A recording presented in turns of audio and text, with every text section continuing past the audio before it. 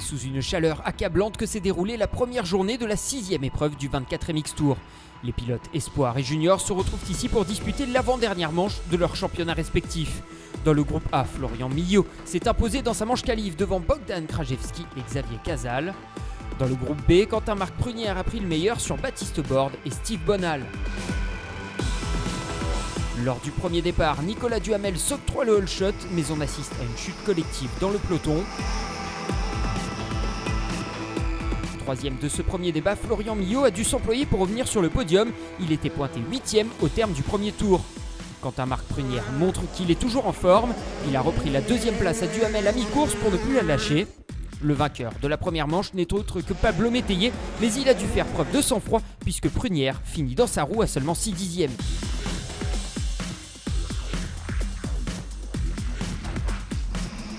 Duhamel a trouvé le bon timing pour s'élancer ici. Il signe un deuxième all shot.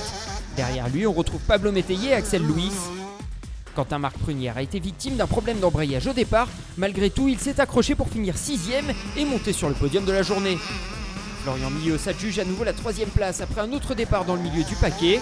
Deuxième de cette course, Axel Louis s'offre son premier podium de manche dans la catégorie. Week-end parfait pour Pablo Métayer, sa KTM numéro 297. Cette nouvelle victoire lui permet d'engranger 50 points en plus au championnat. Il consolide sa plaque rouge et compte 45 points d'avance sur Arthur Vial avant la dernière épreuve.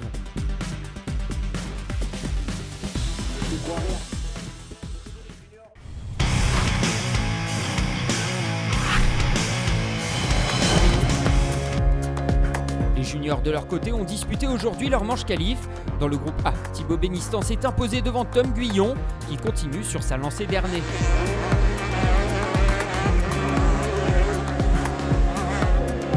Calvin Fonvieille est 3e. Dans le groupe B, le plus rapide des deux groupes, Scotty Verhaeghe remporte sa qualification devant Maxime Charlier et Julien Duhamel.